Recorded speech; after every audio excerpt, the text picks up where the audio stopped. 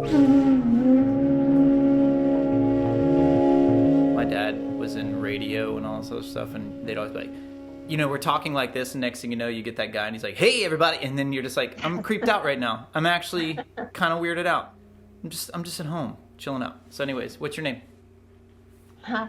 My name's Marisa. My name's Marisa. Marisa Cranfill. Yeah.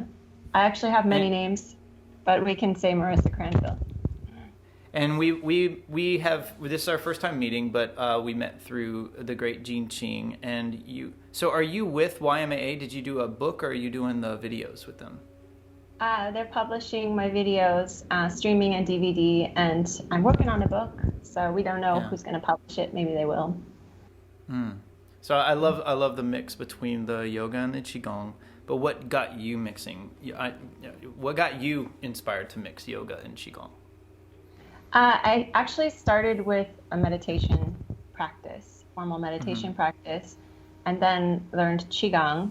And then when I moved to Thailand after China, they didn't have Qigong in Thailand to continue studying. So I went to yoga because there's a ton of yoga here, and there was a great studio by my office at that time. And I started doing yoga, and then I got so into it. Then I wanted to go back I missed the Qigong, so I wanted to go back to Qigong. And I did. I went back to China. And then I was like, okay, now I have two practices. How am I going to integrate this into my life? So I was just like doing both and figuring out how they can work together.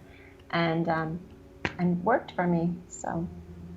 Okay, so when I'm around a lot of I always say a lot of qigong and kung fu guys. I always say they remind me of jazz musicians. Like when I was in like playing jazz and stuff, they would there's the traditionalists, but I'm always talking to people about the guys that know traditional arts. But then what is the tradition of art?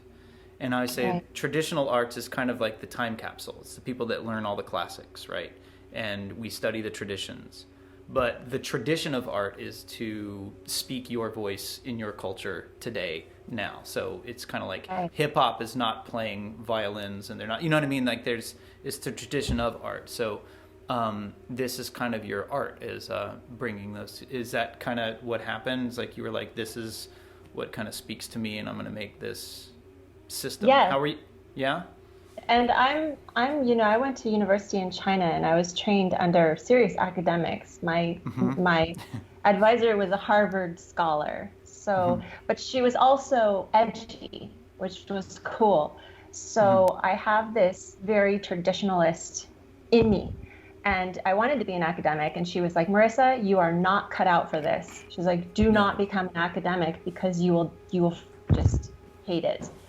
She's like, "You're too free and free spirit."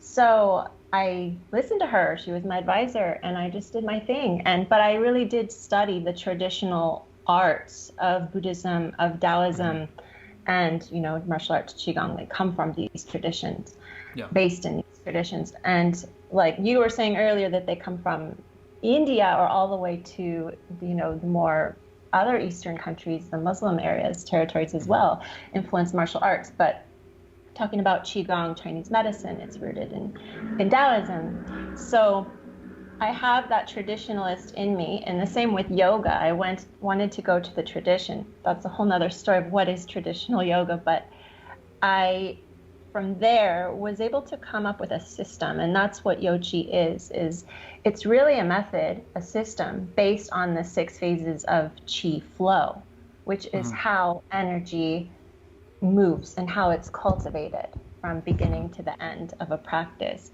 So with these 6 phases, you can apply any form of Qigong or any movements, and you can see where they fit into these phases, and you can create your practice or routine and still be, in a way, following the tradition.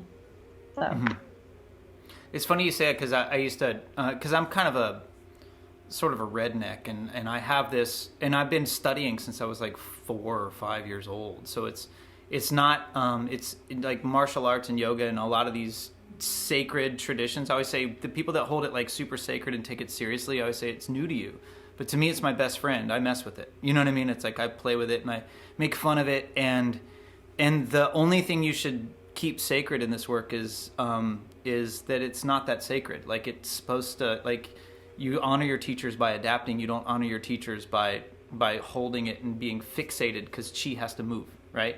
And so if you're not moving it, it's freaky. But I used to always call Qigong Chinese spaghetti sauce, because like when I was in New York, all the little old Italian ladies were talking smack about everyone else's spaghetti sauce, but it was all the same 5 ingredients. And that's the same thing with like Qigong. I'm like, you guys do know you're all doing the same, like arms do this. That's kind of it, you know, and you're just breathing. But they're all like, this person's wrong, and it's kind of funny. Did you ever get any kind of resistance, or have you got a lot of support from your work? Like, how's it been? I've got a lot of support. A lot of support. There's maybe a few traditionalists out there. I know who they are. They've never approached me yet. Mm-hmm. I've kind of got my radars out for them. Mm-hmm. But and it doesn't really even matter to me what they say, you know, because like what you're saying, there really is 2 camps. And even the masters, like if you look at the major popular Qigong masters today, they have done just that. They've taken what their masters taught them or whatever, and they have adapted it for the market, for the Westerner. They've adapted it. And so what I have had trouble with is lineage and masters. So again, I was very serious.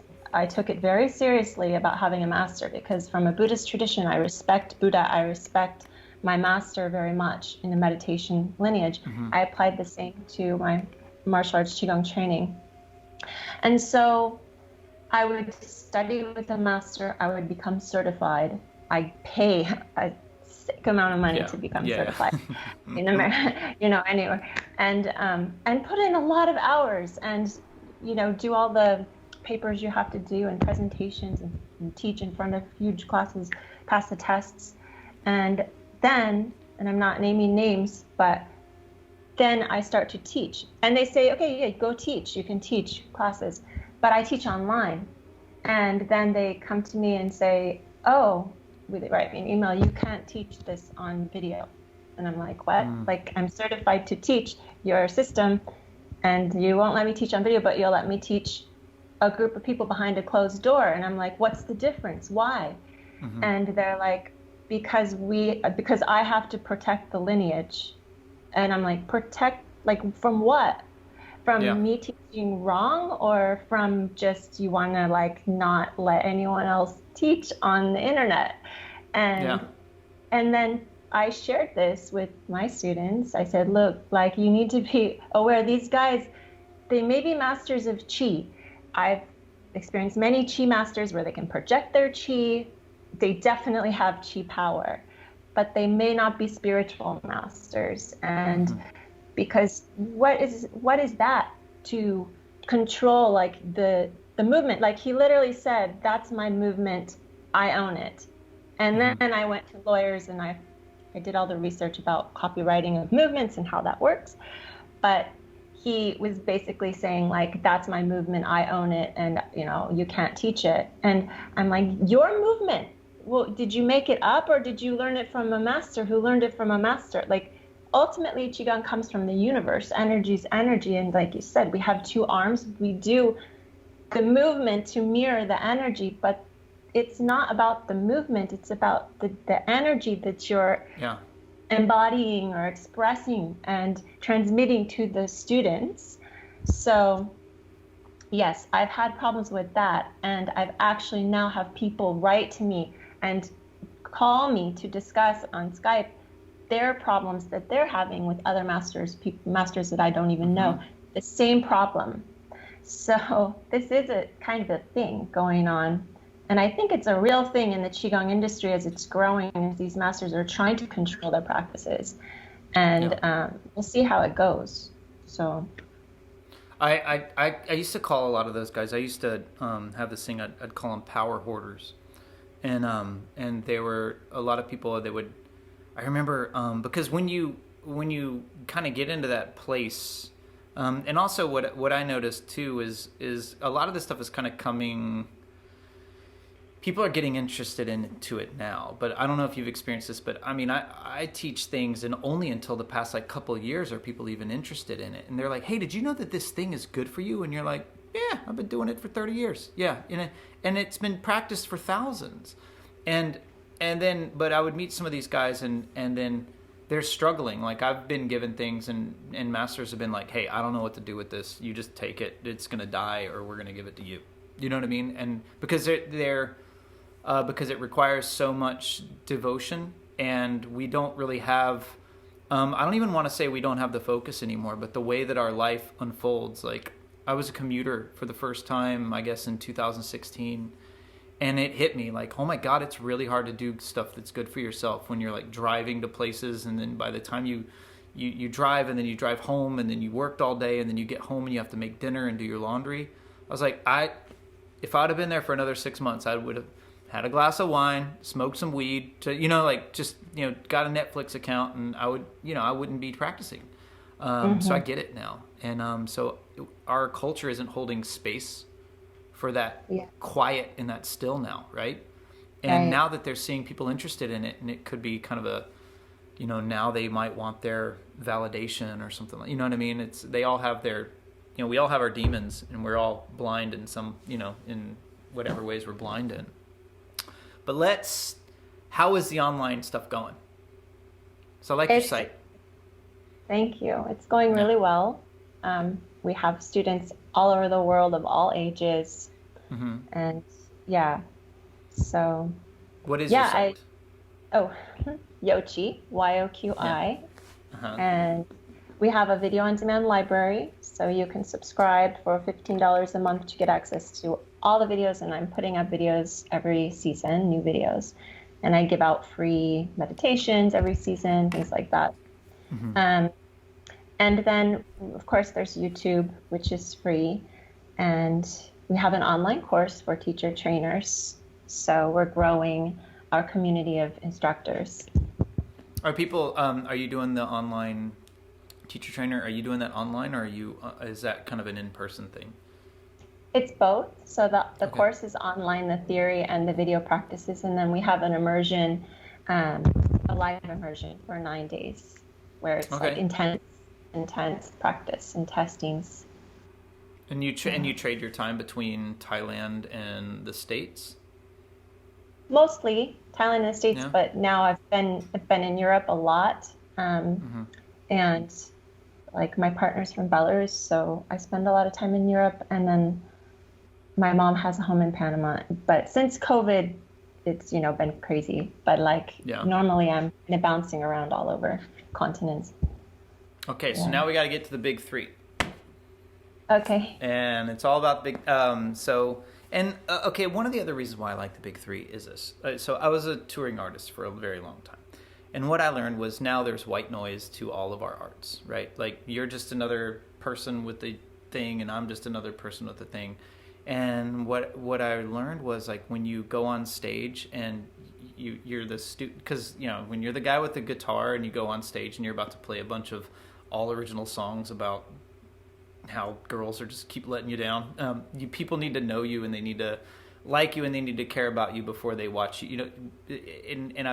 And so the big three is just kind of like, we want to study under you, but we are also like, we want to know you. Like, everyone, it's like, it's even better to be behind the person and who they are, right? And I think we miss the old days of, like, that moment of judgment when, like, a cool guy or girl goes over to your house and they walk over to your CD book and they just start looking through your stuff, and you're like, I hope they think I'm cool. You know what I mean? But I think it's important. You learn more about them by, it's kind of like in a great story, you don't tell me the character's brave. Just the things they do will tell you that. You know what I mean? Like you don't tell me you're cool. When I go through your CDs, we'll figure it out. You know what I mean? That's how it is, right? But what are your big three? I love music. Like, music and dancing go together. Mm-hmm. And I'm passionate about ETs. Okay. And then, obviously, like, all vibrational healing modalities, including Qigong and yoga.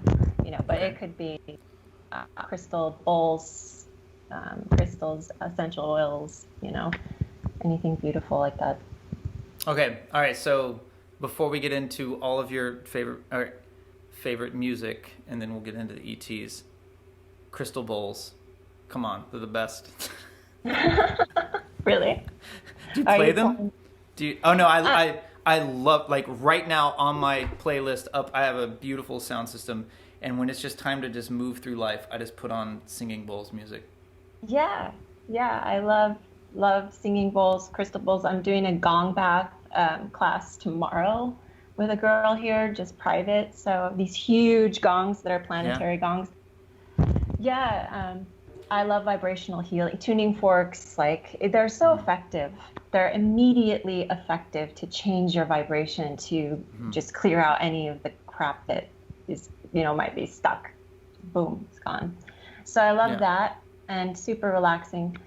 And yeah, essential oils, mostly just for myself, self-massage. Of course, at this age and being a woman, we're all like obsessed with anti-aging and longevity and these things, and just self-love, self-care, and feeling beautiful.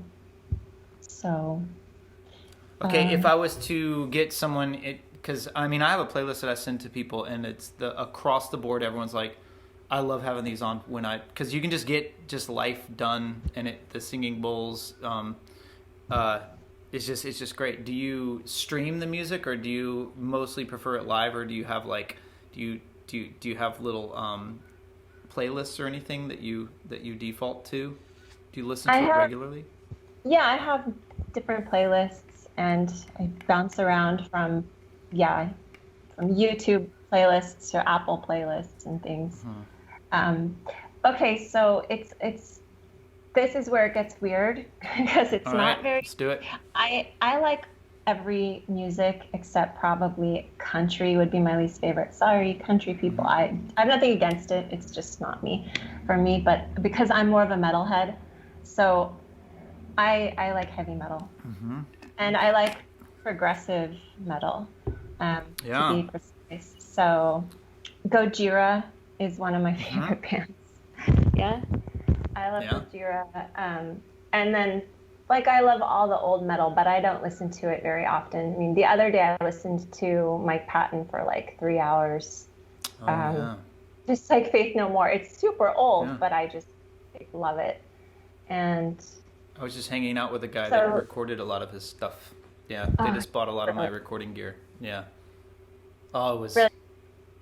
Yeah. So even Lovage, from his album of Lovage to Mr. Bungle to just everything he does, I love, and then I love spiritual music. So all different kinds of artists who are not very popular, just like DJs that mix stuff and play at different shows, beautiful stuff.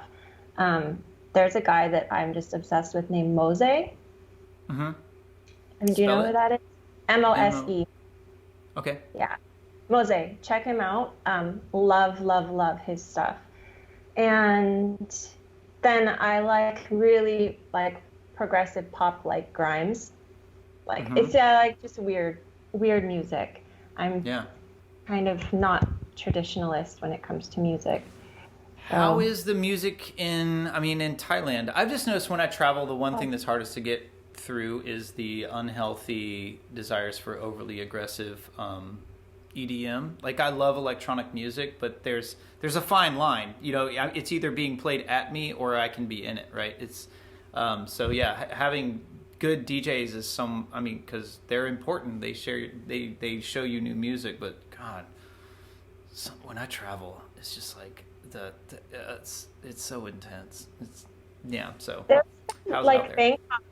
Bangkok can be really good. Back in the day, before COVID, and even a little bit before the revolution here, when Bangkok just was this haven of international backpackers, from backpackers to business people, from everything in between.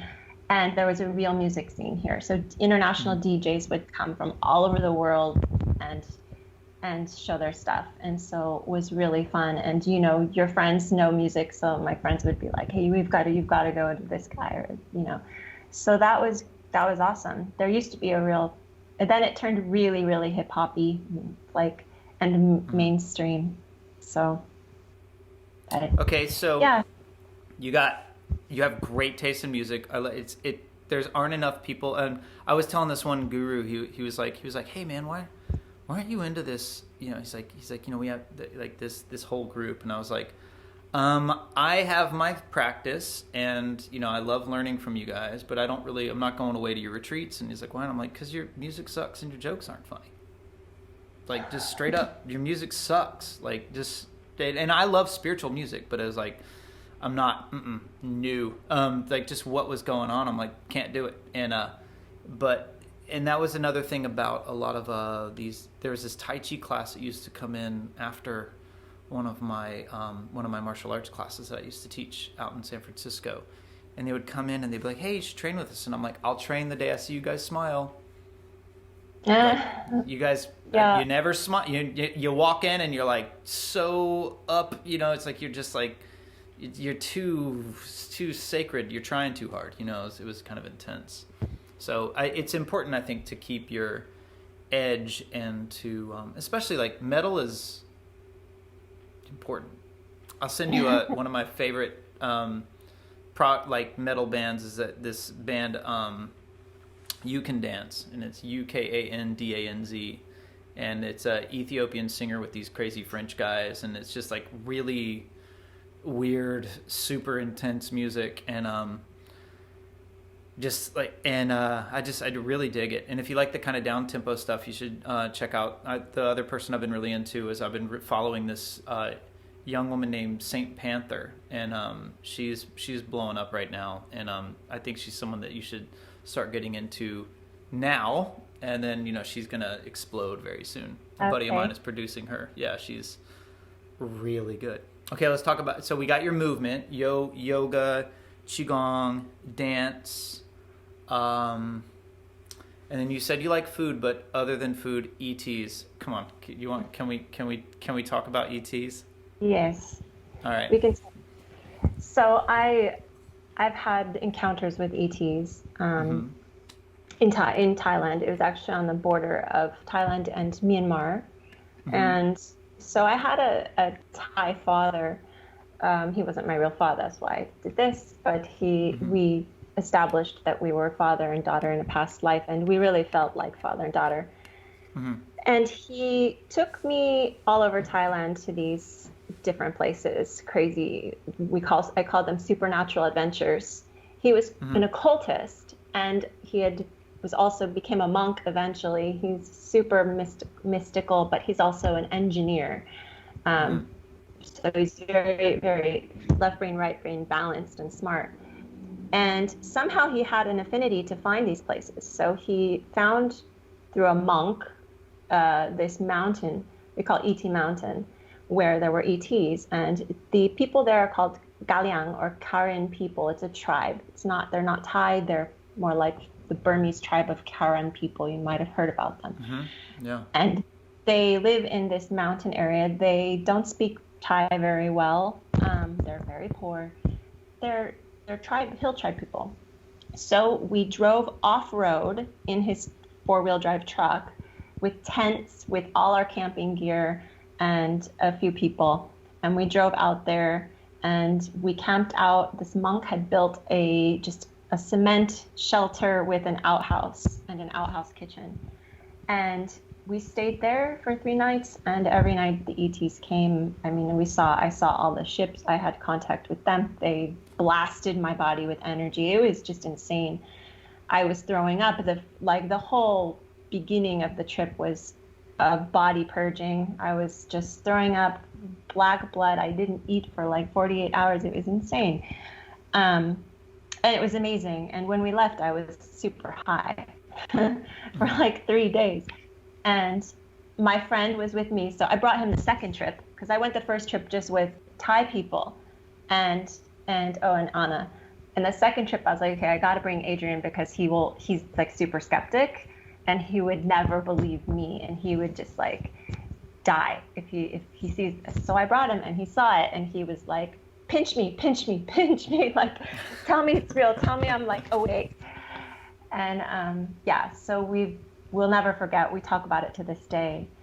It was really impacted my whole life because, I mean, after that, like the whole world just means it's like, okay, we're just this planet with these people and there's beings out there and they're coming here and they're so powerful. And what do they want? And what is this all about? So it was healing energy that they sent to me, by the way. It was incredible, incredible healing energy. And it wasn't good and it wasn't bad. It wasn't like blissful. It was scary as hell. I was so scared. My whole body was shaking. So of course, I mean, I'm totally into the shows and the research, but unfortunately, you know, I've watched all the shows on Gaia and it makes me so mad when you see these people lying and making up stories and, you know, even Gaia supporting such BS. Because it gives it a bad rep. But now you see in the news, it's all coming out little by little. There's actually a ton of, it's funny you're saying this because I don't know what happened to the algorithm, but I've been seeing a lot of, there's news articles and all these people are kind of coming forth. I was just sitting at a hot spring right at basically area 51 or whatever. There's a hot spring right there. I was just there, just hanging out. It's really nice. I was just sitting there in my truck. I just brought my 4x4 out there, and there's a hot spring, and I was sitting there thinking about that, and maybe it tracked me. And then, so now that I'm back, I'm getting a ton of news articles sent about this, but from like CNN and, you know, the president and the Navy and all these articles are popping up about this stuff. Yeah. I'm from Gulf Breeze in Pensacola, Florida, and there was a book written, but it was a fraud. Our UFO, UFO hunters used to always park at the foot of our bridge, just waiting. Yeah. Just waiting. Yeah, that's what they were doing.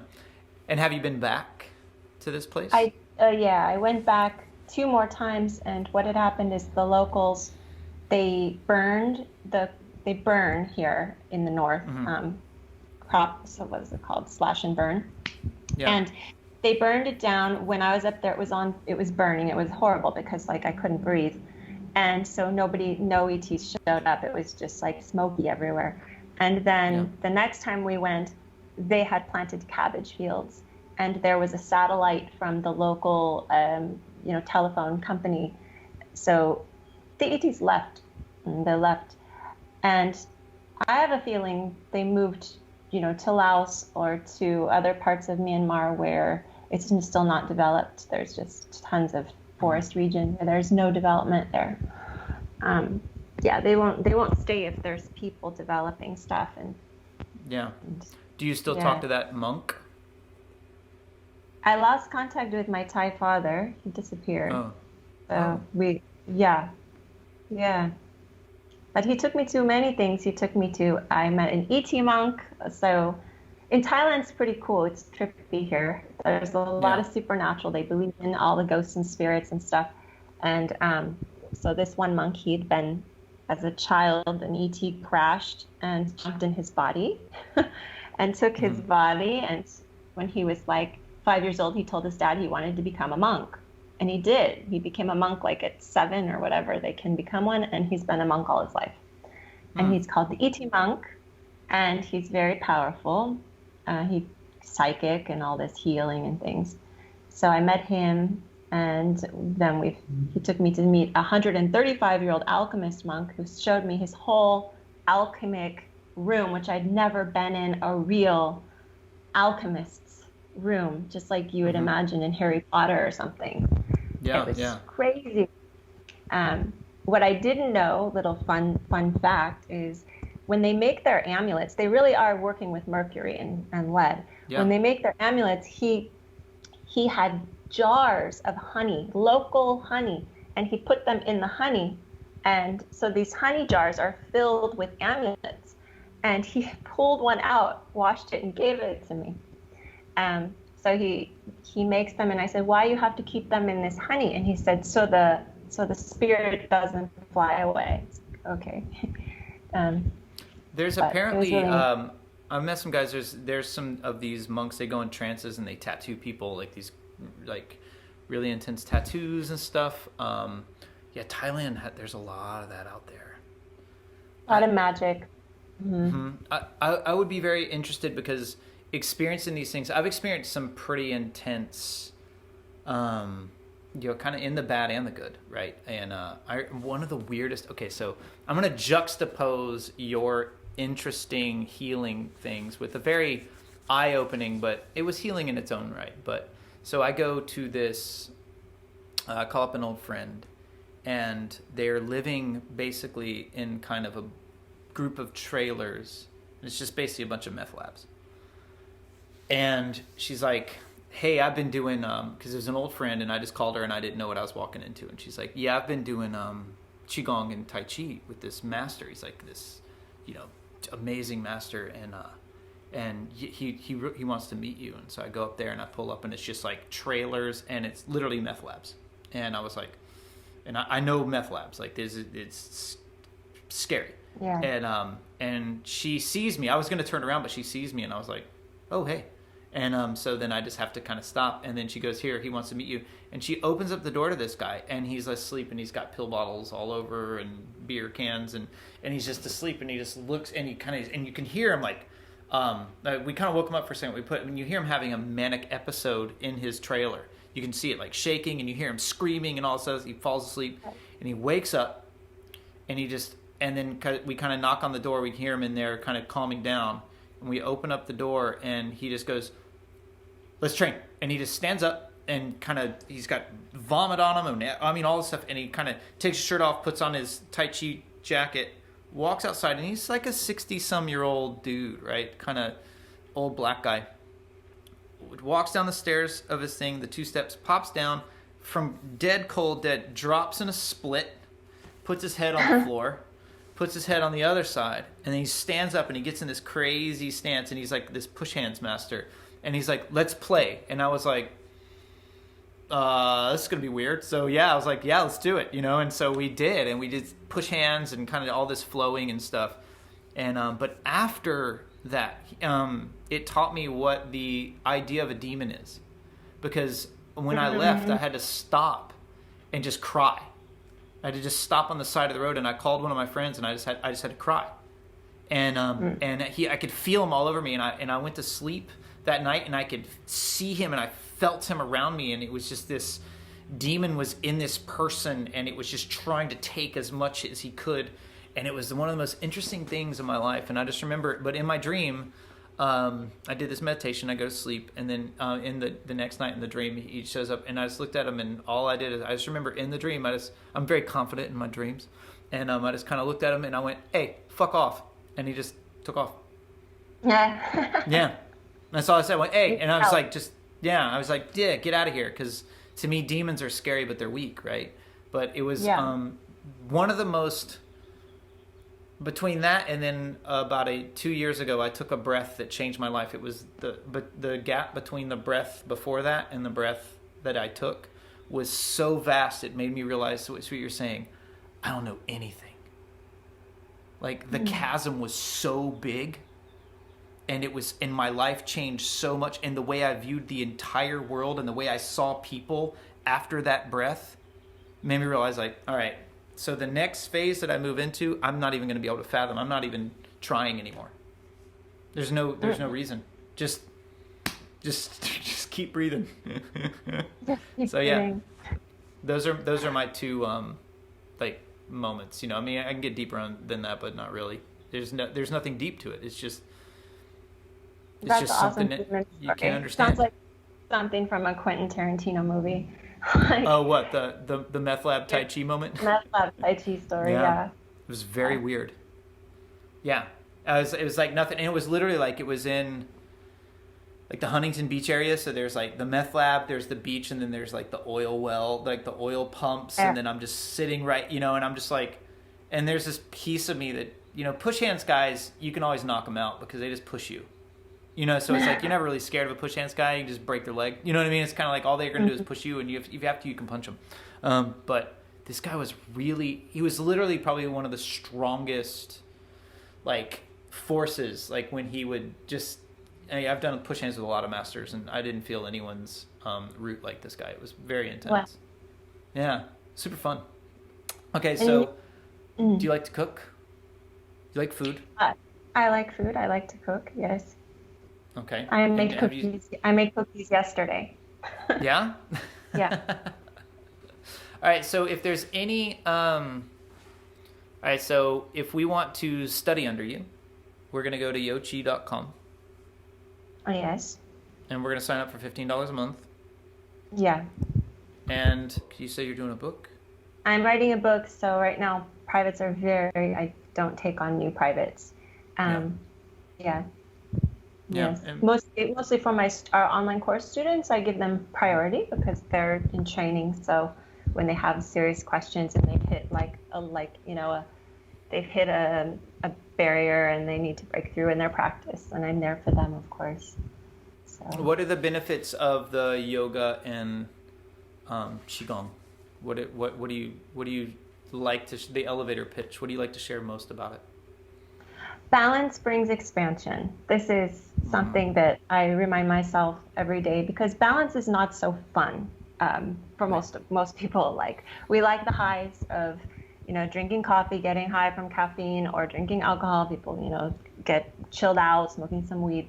Like these highs and lows, the roller coasters of life and excitement.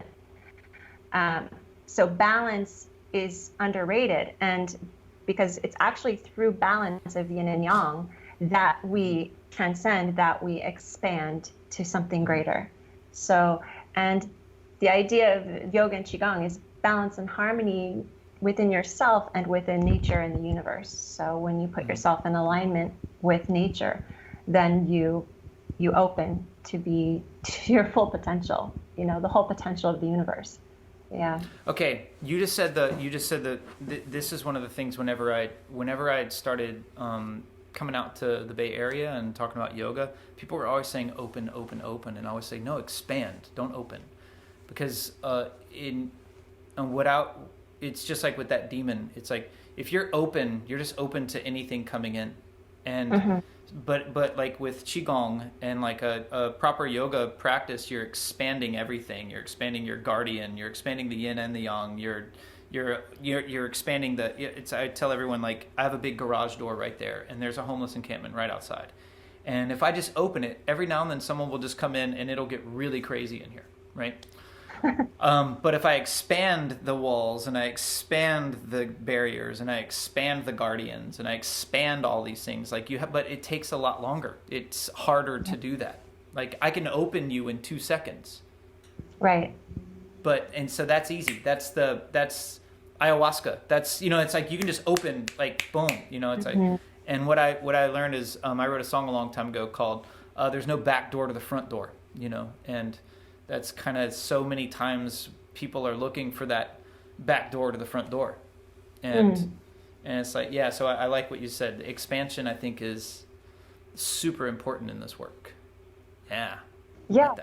Like the word for Shen, actually, you know the word Shen, right? Yeah. Shen means spirit, and Shen means so many things in Qigong for us, but really it's like spirit, consciousness, awareness. But the character means to stretch. So the original shamans of Qigong in thousands of years ago were stretchers. So they were stretching their consciousness, which is expanding it. Yeah. And I really like what you said about the opening, because for years I had an open heart, and I'd get myself in all kinds of situations constantly where just being taken advantage of, or just getting in a bad situation and then realizing, oh shit, what have I done? Now I got to get out of this. Yeah. But it's all because I was just too open all the time. So that's a problem with the yoga thing. I make a joke all the time. If the Bay Area had its way, every chakra would be the heart chakra, right? And it's kind of like when we're in that work, we're not seeing that. And you were talking about, like, there's a phrase that, I mean, we'd always talk about is in my family, it's like, if you're gonna be stupid, you should be smart about it, right? And that's kind of like if you want to open up your heart to all these things, you should also know, if you want to love people, like you also need to know that sometimes loving them is telling them to get away from you. You know what I mean? That's the best thing, because by opening yourself up and allowing them to feed on you, you're enabling these things. So it is yin and yang. You know, it's like if you want to find that, you need to find that. And we have these, I was just working with someone on that, of like to truly live in love is to not judge. So you can't judge the light or the dark. You know, it's like you can't, like, how do you not judge the fact that, yes, you want to open up to everything, but you also need to close off to things too. Like, you know, it's like it's a choice all the time. And, you know, it's an interesting thing about how that, you know, it's like the great pacifists were choosing peace. It wasn't their only option. You know what I mean? To just surrender. You know, you're choosing it because, you know, Musashi, you know, all these great swordsmen were great pacifists. And I don't think we honor that enough. You know, we run from it here in the Bay Area. We like to just a la carte our way into a tremendous lack of balance. Yeah. And are you getting some? So you guys are on lockdown out there in Thailand right now. I mean, what? Yeah. Is the city just like dead? Dead. Like Sunday, especially, there's nobody. Thais are terrified of COVID, and they're, you know, this is a kingdom, so you learn in school from, you know, this big to bow, and they'll do what they're told. So that's good when it comes to like collective health. So they do what they're told, and we also are used to wearing masks here. We were wearing masks before COVID because of the pollution and because of SARS before that. So masks were never a big deal here. We've always been wearing them. So they shut down the country in the beginning. We didn't have COVID for the, you know, first almost year, 8 months of COVID. But then boom, I don't know what happened a couple months ago. It just, somebody got in and it just exploded, and now it's kind of really bad. So. Before we end this, is there, when you were talking about the 6 principles of Qi? What are those in your practice? So the 6 phases. Like 6 phases, is you start with one and you progressively move through. The first phase is attunement. So this is regulating the body, Tiao Shen in Chinese. So we tune into our body, we tune into where we are right now, and we kind of assess, okay, like where's their tension? You align your structure, you know, all the basics of the beginning of starting any form is you root into the earth, align your structure with heaven and earth. This is attuning. And the next phase is purge. So in Chinese, this phase is to regulate the breath, Tiao Xi. And purging is also called Tu Gu Na Xin in Chinese, which is to expel the old and take in the new. So we have to clear the negative energy before we bring in the new energy. We have to make space to bring in new energy. So purging techniques are using the breath, usually the purging breath, inhale the nose, blowing out the mouth, a lot of shaking, stretching, just squeezing, you know, just clearing. And there's many different Qigong movements you can do to purge. And then the third phase, after you've cleared, is to tonify, which is to strengthen. And in Chinese, it's called Tiao Jing, which is to regulate the essence. So now we're working with the kidneys with the water element. Each has an element. Attune was earth, purge was metal, and tonify is water. So with the water element, water is the seed of life. It's nourishment. We're strengthening our qi, the jing, and we're nourishing our kidneys. This is self-massage. This is starting to go into very tonifying breathing, like, you know, a 5-count, 5-count inhale, 5-count exhale. So really regulating that breath into a balanced parasympathetic state, nourishing your qi and building that qi. And then the fourth phase is grow. So this is Tiao Qi in Chinese, which means to regulate the qi. So once you've strengthened your qi, it naturally starts to grow. This is just by nature. When you have strong qi, it's going to grow. And now we grow the energy. I do a lot of standing postures here to just stand and build, build, build, build, hold it and build it and regulate that. So you have to adjust and move it appropriately and adjust it appropriately as you build it. And we also do a lot of spirals in this phase, because spiraling also helps to grow energy, right? Like up. And then the fifth phase is the circulate phase. So once you've grown the energy, now you have an ample amount of chi to circulate it. Because the mistake some people make is, because circulating is fun, flowing is fun to do, it feels good, but you don't want to circulate until you have enough chi to circulate. If your chi is weak or dirty, then you're just circulating negative energy around your body. And you can do that, but you're not going to feel so good afterwards. I experienced it myself. So I felt a surge of energy, but then afterwards I was like 10 times more in a bad mood and feeling like, ugh. And it was a very interesting experience in the beginning of my training. So you want to make sure you follow this clearing and then tonifying, growing, and circulate. And with circulate, we circulate the chi through the meridians, using the 5 elements. I have different flows for every element to circulate energy, and the central meridian. And then the 6th phase is integrate. So we have to take all this energy we've cultivated and integrate it into the 3 dantian, into the central core channel, and bring all parts of ourselves back together, and then like store it. So, and wrap it with a bow. It's all complete. Yeah. Is it the 6th phase? Jean's like, you in this, she's like, I got this, we're working with this lady, Marisa. It's like, you two are always, she's like, he was saying, like, he's like, a lot of the things you say, she is saying, and he's like, you two should meet. And I'm always, anytime Jean sends anyone my way, I'm a huge fan of that guy. Have you got to meet him yet? Not in person, no. Oh, he's magic. I love that guy. Yeah. He's very special. Yeah. Any words of wisdom you'd like to leave us with? Anything that you'd like to, do you have like a catchphrase or something like, I'm just kidding. The catchphrase, let's move some chi. Yeah, all right, there you go. That's perfect.